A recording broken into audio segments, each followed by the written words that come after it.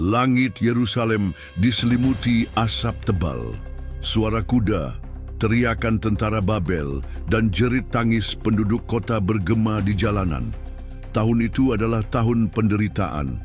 Raja Nebukadnezar dari Babel dengan kekuatan besar menyerbu kota suci umat Israel dan membawa pergi banyak orang ke pengasingan. Di antara tawanan itu ada 4 pemuda muda dari keturunan bangsawan Yehuda, Daniel, Hananya, Misael, dan Azaria. Mereka masih muda, cerdas, dan berbudi luhur. Tapi hari itu, semua yang mereka kenal hancur. Rumah mereka dibakar, bait suci dijarah. Orang tua mereka dibunuh atau ditawan. Tapi satu hal tidak hancur, iman mereka kepada Tuhan. Hananya menggenggam tangan Azaria. Kita akan tetap setia apapun yang terjadi, ucapnya pelan. Bahkan jika kita tak kembali lagi ke Yerusalem, jawab Misael, Tuhan kita tetap Allah. Tiba di istana Babel, mereka dipisahkan dari yang lain. Mereka termasuk kelompok terpilih yang dianggap layak untuk dilatih dalam budaya dan hikmat Kasdim. Kepala pegawai istana memberi mereka nama baru. Daniel menjadi Beltsazar, Hananya menjadi Sadrach, Misael menjadi Mesach, Azaria menjadi Abednego. Nama-nama itu membawa nama dewa-dewa Babel. Seakan-akan mereka ingin mencabut identitas Ibrani mereka dan menanamkan sistem dunia Babel ke dalam hati mereka. Tapi keempat pemuda ini tahu siapa mereka sebenarnya. Ketika makanan raja disajikan, makanan yang dipersembahkan kepada berhala, mereka saling berpandangan. Kita tidak bisa makan ini, kata Daniel. Sadrach mengangguk. Kita harus tetap suci. Mereka meminta hanya sayur dan air. Kepala pelayan takut mereka akan tampak lemah, tapi Daniel berkata, coba uji kami 10 hari. 10 hari kemudian, mereka tampak lebih sehat dari semua pemuda lain, dan Allah membuat mereka dikenal oleh seluruh istana. Hari-hari pertama pelatihan tidak mudah. Setiap hari mereka diajarkan bahasa Babel, astronomi, ilmu sihir, dan filsafat para dewa.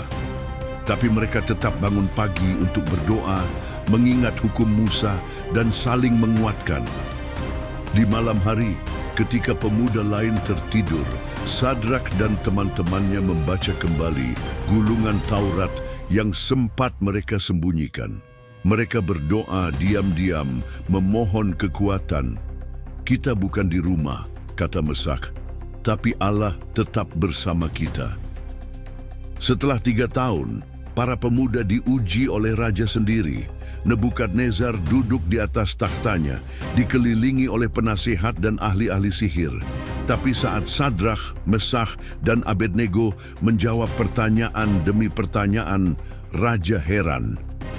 Mereka 10 kali lebih bijaksana dari semua orang bijak di kerajaanku, katanya. Mereka diangkat menjadi penasihat tinggi, tapi mereka tidak pernah membiarkan kedudukan itu merusak iman mereka.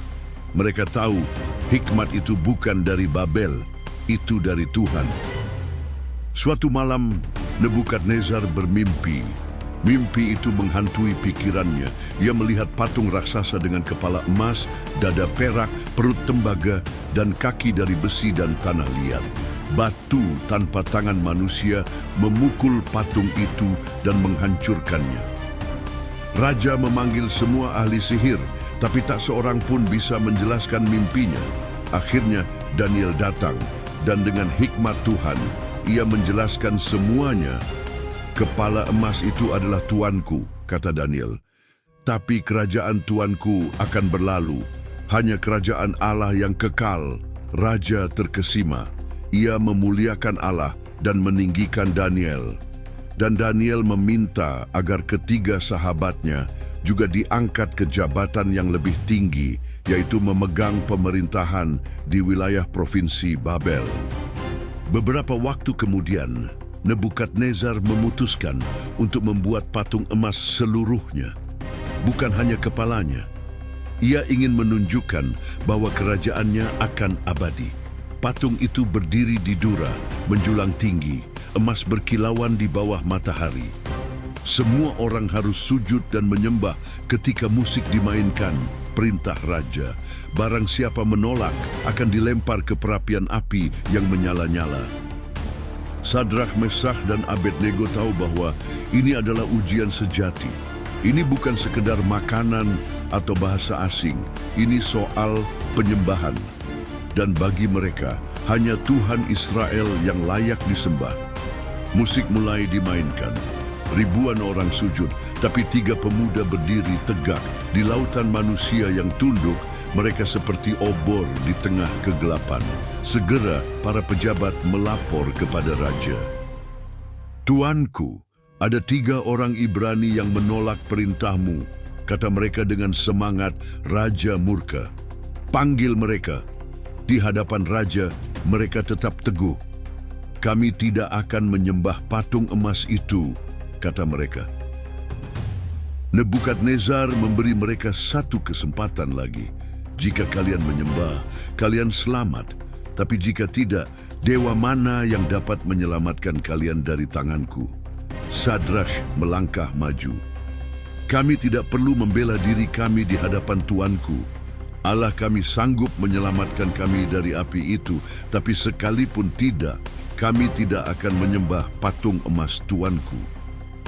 Keheningan menelan ruangan. Kata-kata itu seperti palu menghantam kebesaran raja. Wajah Nebukadnezar merah padam. "Panaskan perapian 7 kali lipat," teriaknya.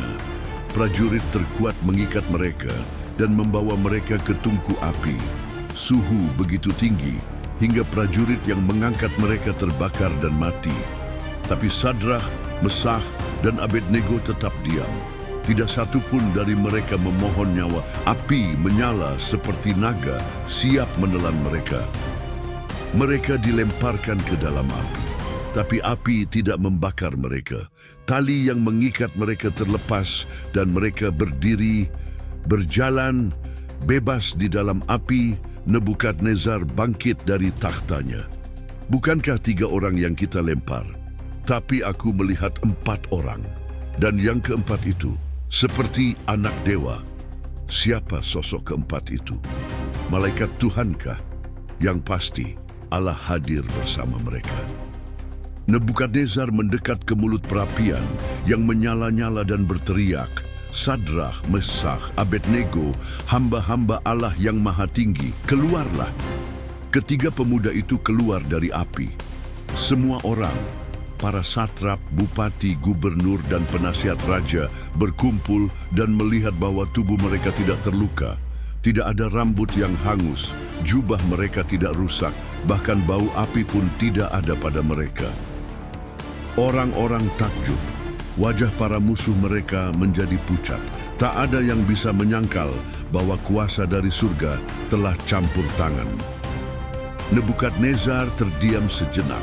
Lalu ia berseru di depan semua orang, "Terpujilah Allahnya Sadrak, Mesakh, dan Abednego. Dia telah mengutus malaikatnya dan melepaskan hamba-hambanya yang percaya kepadanya. Mereka melanggar perintahku dan menyerahkan tubuh mereka karena mereka tidak mau menyembah Allah manapun selain Allah mereka." Ia lalu mengeluarkan perintah, "Siapapun yang menghina Allah Sadrak, Mesakh, dan Abednego akan dihukum berat dan rumahnya akan dihancurkan. Karena tidak ada Allah lain yang dapat menyelamatkan seperti ini." Raja kemudian mengangkat mereka ke kedudukan yang lebih tinggi di wilayah Babel. Tapi ketiga pemuda itu tidak berubah. Mereka tetap rendah hati, terus berdoa, dan tetap setia kepada Tuhan. Mereka tahu kehormatan dunia bukan tujuan utama. Kesetiaan kepada Allah adalah mahkota sejati. Beberapa tahun kemudian, Abednego menulis surat kepada anak-anak muda dari bangsanya yang baru tiba di pengasingan. "Jangan takut akan api, jangan gentar oleh tekanan. Allah tidak selalu menyelamatkan kita dari api, tapi Dia selalu menyertai kita di dalamnya." Surat itu dibaca, disalin, dan menjadi sumber kekuatan bagi generasi selanjutnya. Keteladanan mereka berdampak luas. Banyak orang Babel mulai mempertanyakan dewa-dewa mereka, bahkan beberapa mulai mencari Allah Israel. 3 pemuda itu menjadi saksi di tengah sistem yang korup.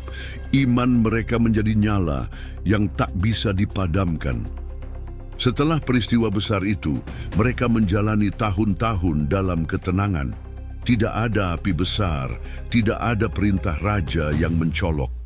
Tapi mereka tetap hidup dalam kesetiaan kecil, menolong orang lain, berlaku adil, dan tetap berdoa 3 kali sehari. Setia dalam hal besar dimulai dengan setia dalam hal kecil. Ketika Raja Babel digantikan oleh penerusnya, kebijakan berubah, tapi ketiga pemuda itu tetap menjadi suara kebenaran. Mereka tahu bahwa dunia akan selalu berubah, tapi Allah mereka tetap sama. Mereka tidak hanya bertahan, mereka mempengaruhi.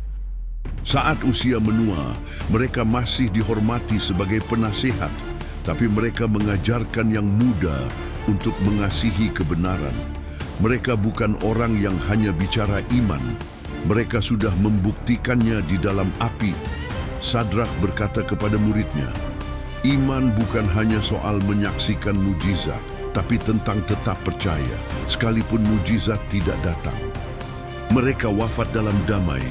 Tidak ada ukiran mewah, tidak ada tugu besar, tapi nama mereka hidup dalam hati orang-orang benar. Di antara api, mereka menjadi mercusuar iman yang tidak padam. Di masa setelahnya kisah mereka ditulis, dikisahkan dari generasi ke generasi. Cerita ini bukan hanya tentang 3 orang. Ini adalah tentang Allah yang menyertai, tentang kesetiaan yang tidak tergantung hasil, tentang iman yang tetap berdiri ketika dunia menyuruh berlutut. Tuhan yang menyertai Sadrak, Mesakh, dan Abednego, dialah Tuhan kita hari ini. Dan ketika kita masuk ke dalam api hidup kita sendiri, mungkin Dia tidak akan langsung memadamkannya. Tapi satu hal pasti, Dia akan ada bersama kita di dalamnya. Tuhan Yesus memberkati.